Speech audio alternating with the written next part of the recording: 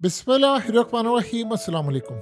ऐसा लग रहा है कि हम लोग सिर्फ इंचेस दूर हैं दुनिया की तबाहकुन जंग से, और ये जंग इतनी खतरनाक होने वाली है कि शायद हमें अंदाज़ा नहीं है। 3 इवेंट्स बड़े अजीबोगरीब हुए हैं आज, और उसने हिला कर रख दिया है। एक तो यमन ने हमला किया है अमेरिका के एक शिप पर, जिसमें अब तक 3 लोग मारे जा चुके हैं और उसके क्रू मेंबर्स थे। उसमें इंडियंस भी थे, श्रीलंकन भी थे, फिलिपीनी थे, वियतनामी थे। अब उसके बाद इस वक्त दुनिया भर के अंदर एक मामला उठ गया है कि अब जंग छेड़ दें, एक चीज। लेकिन उससे ज्यादा खतरनाक मामला हुआ है जेलेंस्की का और ग्रीक प्राइम मिनिस्टर का। आप ये मनाजिर देखिए कि जेलेंस्की और ग्रीक प्राइम मिनिस्टर ये जहां पर खड़े थे और जहां पर थे, इससे तकरीबन थोड़ी दूर ही बहुत बड़ा एक हमला हुआ है। ये इतना बड़ा हमला हुआ है मिसाइलों का कि सीधा जाकर इनके करीब लगा। हंगामी बेसिस पर इंटेलिजेंस एजेंसियां इनको यहां से ले गई हैं। यानी जो मिसाइल आकर लगा है वो असल में इनको लगने वाला था, जिससे ग्रीक प्राइम मिनिस्टर और जेलेंस्की उसी वक्त मौके पर मारे जाते। यानी इस वक्त शायद हकीकत टीवी आपको ये ना बता रहा होता कि ये बच गए हैं या हुसी का मसला पड़ गया है। इस वक्त आपके साथ शायद ये खबर शेयर की जा रही होती कि न्यूक्लियर मिसाइल इस वक्त डिप्लॉय कर दिए गए हैं और किसी भी वक्त रूस पर फायर होने वाले हैं। ये शायद इस वक्त खबर होती। अब आप ये सोचिएगा कि ये प्राइम मिनिस्टर अगर यानी ग्रीक प्राइम मिनिस्टर होता यूरोप का, यानी आकर वो मर जाता या जेलेंस्की मर जाता, तो शायद इस वक्त बैठकर कोई दुनिया का बंदा ये ना देख रहा होता कि उसे सुबह उठना है, क्या सूरत हाल होगी। वो इंतजार कर रहा होता कि पता नहीं कौन सा मुल्क का इस्तेमाल होने वाला है। ये इतनी बड़ी डेवलपमेंट हुई है जिसका अंदाजा नहीं लगाया जा सकता। देखिए, रूस ने अभी तक क्लेम नहीं किया, ना उन्होंने कहा है कि जी हमने मारा है। लेकिन अगर इस सारी सूरत हाल में लेट्स से 2 सिनेरियो है। अगर ये रूस ने मारा है तो आप ये समझ लें कि वो भी तैयार है न्यूक्लियर के लिए, और अगर उसने नहीं मारा और उसकी जानिब से इन्होंने खुद मारा है और इन्होंने सिर्फ पैगाम दिया है यूरोप को कि देखो आपका प्राइम मिनिस्टर उड़ाने की तैयारी थी, मुझे भी मारने की तैयारी थी, या अमेरिका ने मारकर खुद ही पैगाम दिया है, तो एक बात बड़ी कंफर्म हो गई है। दुनिया इस वक्त बिल्कुल इंचेस दूर है सिर्फ एक बहुत खतरनाक न्यूक्लियर जंग से। उसकी वजह यह है कि अगर अमेरिका ने मारा है या रूस ने मारा, ये तो बात की बात है ना कि कोई मुल्क उठकर डिनाई करे उसकी तहकीकात हो, तब तक तो दुनिया में जंग छिड़ चुकी होगी। याद नहीं अफगानिस्तान के अंदर जब ये चढ़ दौड़े थे, किसने पूछा कि वहां पर क्या हुआ, कौन से लोग थे? वो बात की बात है कि सालों बाद आता रहा, इसने नहीं हुआ था, ये हुआ था। वो तो तब तक तबाही हो गई थी, जंग तो डिक्लेयर हो गई थी। यही एग्जैक्टली सूरत हाल है। आप सोचिए जरा कि अगर ये दोनों मारे जाते, चाहे वो रूस के मिसाइल से मारे जाते या अमेरिका खुद मार देता या इन्होंने खुद सिर्फ एक डरावा रखा हुआ था, कुछ भी था, अगर ये हो जाता तो इस वक्त दुनिया बाद में ये मत सोचती कि उसने नहीं किया, फलाना नहीं किया, उसने ये किया। ये हमास और इसराइल की जंग थी। वो कहते रहे भाई हमने तो ये किया, इसराइल ने बाकी सारा काम किया, खुद किया। आप देख लो उसके बाद क्या लड़ाई है। आप सोचिए जरा, इतनी तबाहकुन सूरत हाल पेश आती कि हम लोग इस वक्त देख रहे होते कि फौजें उतारी जा रही। अब यूरोप को क्या पैगाम दिया? यूरोप को पैगाम दिया है कि आप इस जंग में कूद पड़े, आपका प्राइम मिनिस्टर भी मारा जा रहा है। देखिए, रूस गालिबन इस तरह की गलती नहीं करता कि वो इस वक्त इतनी बड़ी न्यूक्लियर जंग छेड़ दे। लेकिन एक प्रॉब्लम बहुत ज़्यादा खड़ी हो गई है कि किसी चीज़ से डिनाई नहीं किया जा सकता। मामला बड़ा अजीब सामने आया है कि जर्मनी की जब हालिया ऑडियो रिलीज हुई थी तो उसमें पता ये चला था कि वो कितनी तबाहकुन सूरत हाल करें, तो इस वक्त कुछ भी हो सकता है। लेकिन सबसे बड़ा जो मसला ये पैदा हुआ है, वो रूस ने एक वार्निंग जारी की है। और रूस ने वार्निंग जारी की है कि इस वक्त यूरोप के मुख्तलिफ कंट्रीज के अंदर अमेरिका के एटमी हथियार डिप्लॉय करने का जो मामला सामने आया है, उसने कहा कि अगर ये काम हुआ तो हम लोग न्यूक्लियर मार मार कर उन तमाम ममालिक को तबाह कर देंगे और उन जगहों पर हिट करेंगे कि जहां पर ये सारी साइट्स हैं। अब आप इमेजिन कर लीजिए कि यानी यूरोप अमेरिका के मिसाइल ले रहा है और वो कह रहा है कि हमने यहाँ पर करना है। उसके बाद रूस ने कह दिया फिर उस मुल्क की मिलिट्री टारगेट को जाकर हम हिट करेंगे।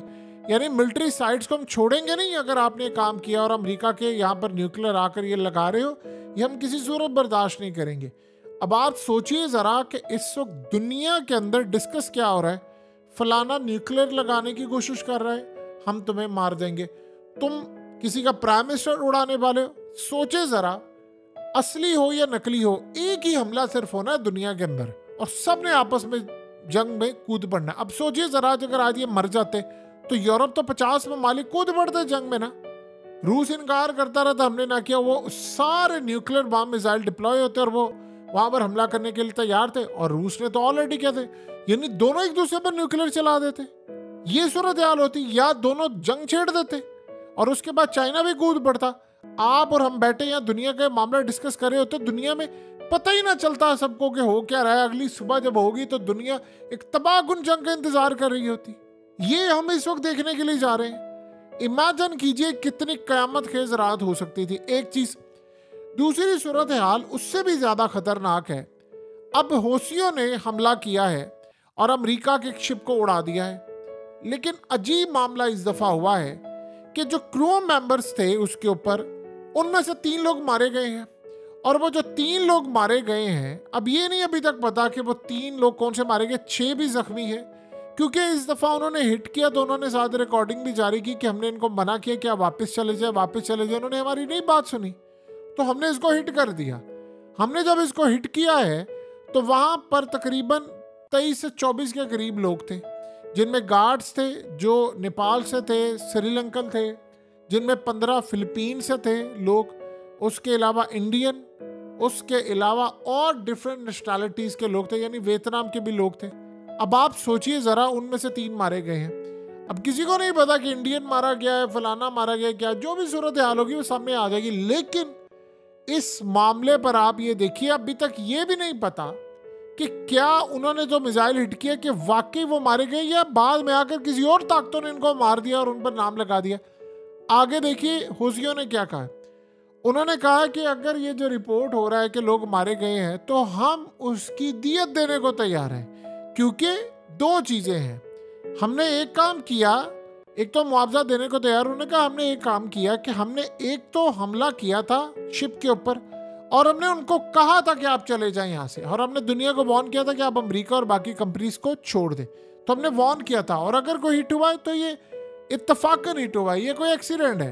तो और अगर ये सूरत हाल है तो इस्लामिक कानून के तहत दियत बनती है, तो हम देने को तैयार है। वो अगर आपको यानी ऐसा मामला होता है तो आप मुआवजा देने को तैयार।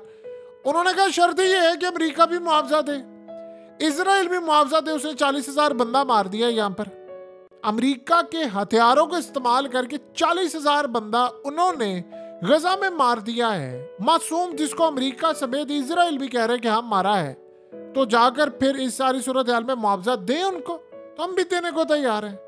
हमने तो वार्न किया था ना। उन्होंने कहा आपको 3 लोगों या 2 लोगों पर चीखे मारे हैं, 40,000 बंदा आपने जो वहां पर मार दिया है उसका मुआवजा नहीं बनेगा, दे तो हम भी देने को तैयार है। अब आप सोच लें कॉन्सिक्वेंसेस क्या होने वाले हैं दुनिया के अंदर। खतरनाक तरीन कॉन्सिक्वेंसेस होने वाले हैं कि आप ये सोचें कि रूस के खिलाफ एक बहुत बड़े लेवल पर हंगामी मीटिंग्स होगी यूरोप की। आप देखेंगे इन्होंने जंग में धकेल देना है, जो मर्जी हो जाए इन्होंने जंग में धकेल देना है, और ये किसी ना किसी दिन ये जंग छिड़ जानी है। अब सोचे जरा कि इस वक्त दुनिया में क्या चल रहा है। दुनिया में इस खबर को हाईलाइट क्या किया जा रहा है कि हौसियों ने जिस जहाज को तबाह किया वो तो बारबेडोस के अंदर जाकर किसी जगह पर रजिस्टर था। वो किसी पुरानी कंपनी जो अमेरिका की थी, लॉस एंजलिस की, उनके नाम पर था, लेकिन अब वो बाद में ऑनर बदल गया। अब वो अमेरिका में ये कहानियां सुनाई जा रही है। और साथ एक अजीब बात की जा रही है कि अब वक्त आ गया है कि हौसियों के खिलाफ पूरा वर्ल्ड जंग में कूद पड़े। 3 लोग मारे गए हैं और उन्होंने फैसला ये हो रहा है कि 50 ममालिक आए और आकर जंग में कूदे। ये कोई नहीं कह रहा कि 40,000 बंदा इजराइल ने मारा है। अगर इतनी गैरत हम मुसलमानों को भी आ जाए तो क्या ही बात है, थोड़ी सी गैरत कर ले कि 40,000 आपके भाई मार दिए हैं। किसी की एयरफोर्स को गैरत नहीं आ रही, किसी की फौज को गैरत नहीं आ रही कि यार जाकर हम इजराइल के हाथ रोक लें, और जमीन तो हमारी है ना। लेकिन कोई नहीं वहां पर जाएगा, लेकिन ये सारे यहां पर जंग छेड़ देंगे। देखिए आप जो मर्जी कहें, ये बहुत एक खतरनाक प्लान हो रहा है और इस खतरनाक प्लान के अंदर ये सारे तैयार बैठे हुए हैं, पूरे मोहरे सेट हैं। क्या है, देखिए आप समझिए इस बात को, इसराइली जंग हार रहा है, इसराइली जंग हार है। इसराइल को सूट क्या करता है? इसराइल को सूट ये करता है कि 50 ममालिक आए और उनके साथ कुछ 30-40 ममालिक और भी मिले नेटो समेत। ये सारे हम लोग 80 से 90 ममालिक आकर यमन के खिलाफ लड़ाई करें, ईरान के खिलाफ करें, उधर यूरोप पूरे का पूरा रूस के खिलाफ चढ़ दौड़े और जंग छिड़ जाए। देखिए एक बात बताइए कि आज अगर ज़ेलेंस्की या कोई और बंदा किसी को भी आप मार देते हैं, यानी देखिए एक चीज ध्यान में रखिएगा, अमेरिका ने कितनी दफा कहा, ज़ेलेंस्की ने कहा, अमेरिका के सेनेटर्स ने कहा कि पुतिन को मारना है, हमने नहीं छोड़ना उसको, और मारने की उन्होंने कितनी आखिरी हद तक कोशिश भी की, वो नहीं मार सके, नाकाम हुए ना। वहां पर सब कहते ठीक है, लेकिन जाहिर सी बात है अगर वो मारे तो ज़ेलेंस्की को मारना रूस ने भी मारना है, लेकिन वहां पर कह रहे हम सारे इनको मार देंगे और चढ़ दौड़ेंगे। लड़ाई की शुरुआत की किसने थी? लड़ाई तो नहीं थी, ज़ेलेंस्की को इक़्तिदार में लाने से पहले बड़ी ताकतों ने, ज़ेलेंस्की ने क्या कहा था अपनी आवाम से, क्या मुझे वोट दे, मामला इनका खराब चल रहा था, मैं रूस के साथ एक ऐसा पीस एग्रीमेंट कर लूंगा कि सारी जिंदगी के लिए लड़ाई खत्म हो जाएगी। और वो पीस एग्रीमेंट क्या था?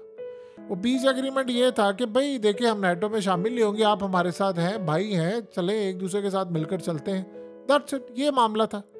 तो उसके बाद जब वो इलेक्शन जीता तो अमेरिका और ताकतों ने कहा नहीं उसको कहो कि हम तो नेटो में आ रहे हैं, एग्रीमेंट कोई नहीं है, लड़ाई है, तो वो वहाँ से भड़का फिर। तो उसने कहा ठीक है ये मामला है, तो फिर इसी तरह फिर वो लड़ाई हुई। जब आप अपने वोटर्स को कह के गुच्छाएं, उस चक्कर में क्या हुआ, 60 लाख यूक्रेन से लोग बेचारे, देखिए आम लोग तो है ना वहाँ पर, वो सारे चाहे आप जो मर्जी कह दें, उन बेचारों का क्या कसूर होता है? गवर्नमेंट्स जो होती हैं वो आपस में लड़ाई का फैसला करती हैं कि यार हमने लड़ना, तुमने लड़ना। और बेचारे जो आम लोग हैं वो 60 लाख लोग छोड़कर चले गए, वो दुनिया भर में भटक रहे हैं, इधर जा रहे उधर जा रहे। अब सोचे रूस का जो मामला है, देखिए दो सूरत हाल है बड़ी खतरनाक, और दोनों को तीसरी जंग अज़ीम में बदलने की तैयारी। इसराइल से जंग नहीं जीती जा रही। आप ये सोचें कि लेबनान ने 70 मिसाइल मारे हैं, आप रातों को चीखे मारते हुए इसराइली उठे हैं, नहीं रोके जा रहे उनसे। आयरन डोम की लोकेशन ढूंढ ढूंढ कर वो वहां पर मारे हैं कि हमने इसको तबाह करना है, उसकी कैपेसिटी खत्म हो रही।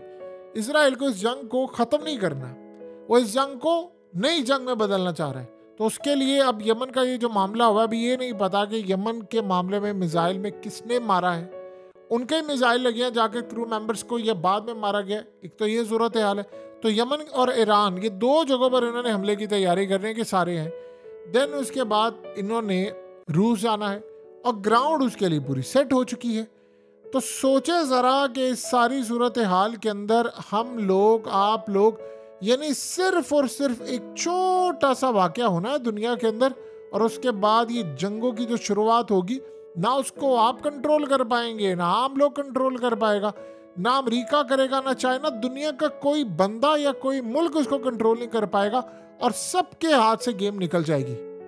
डिस्कशन इस वक्त क्या चल रही है? डिस्कशन इस वक्त ये चल रही है, राब्ते हो रहे हैं यूरोपियन कंट्रीज के कि यूरोपीय यूनियन का हंगामी इजलास बुलाया जाए। और इस इजलास के अंदर असल में इसराइल ने बड़ी कोशिश की, पिछले काफ़ी अरसे से वो कह रहा था कि हमें इस जंग को मंतकी अंजाम तक ले जाने के लिए यूरोप को इसराइल यानी प्रेशराइज कर रहा है कि आपको लड़ना पड़ेगा रूस के साथ। और दूसरा वो अमेरिका को कह रहे हैं कि इधर मिडिल ईस्ट के अंदर भी आ जाओ, वो चाह रहे हैं मिडिल ईस्ट में भी आ जाए। अब देखिए दुनिया के अंदर एक बड़ा अजीब सिनेरियो बना है कि 3 लोग अगर आपके क्रू मेंबर्स मारे गए हैं, उनकी दुनिया को परवाह है, लेकिन वो 40,000 लोग जो मारे गए हैं उनकी परवाह नहीं। देखिए बात उन्होंने ठीक की है। अगर आप हौसियों को देखें तो हौसियों ने बात क्या की है, उन्होंने कहा कि अगर यही सूरत हाल है तो आप एक काम करें, आप 40,000 लोगों का मुआवजा पे कर दे जो आपने मासूम मारे, क्योंकि अगर आपके बकौल वो इत्तफाकन नहीं थे तो हम तो कह रहे हैं कि इत्तफाकन मारे गए। हमने तो मेंबर्स को पहले भी कहा था कि आप यहाँ से आए ना, तो हमने वार्न को किया था, हमने पहले ये थोड़ी कहा था कि हम मारने जा रहे। अब 40,000 लोगों की आपके नज़दीक कोई वैल्यू नहीं है, तो आप उनके मामले भी तो रखें ना। लेकिन 3 लोगों का मामला उठाया जा रहा है, और अभी ये नहीं पता कि कितने नेशनैलिटीज। अब सोचिए ज़रा 1 मिनट के लिए, अगर इसमें भारतीय निकलता है तो वो भारत को कहेंगे आप भी चढ़ दौड़े, फिर उसके बाद वियतनाम वो उसको कहेंगे कि आप भी आ जाओ, फिर उसके बाद श्रीलंका, और उसके बाद फिलिपीन, यानी ये तमाम जो ममालिक के जो लोग क्रू मेंबर्स थे वो उनको कहेंगे कि भाई आप आओ और आकर आप लड़ाई करो।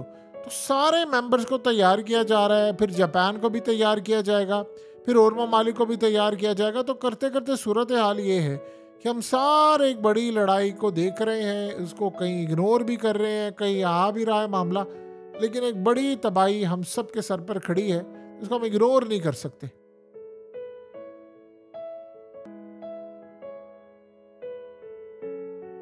हकीकत टीवी को सब्सक्राइब करना मत भूलें, वीडियो को लाइक करें, शेयर करें और कमेंट सेक्शन में अपनी राय का इजहार ज़रूर करें।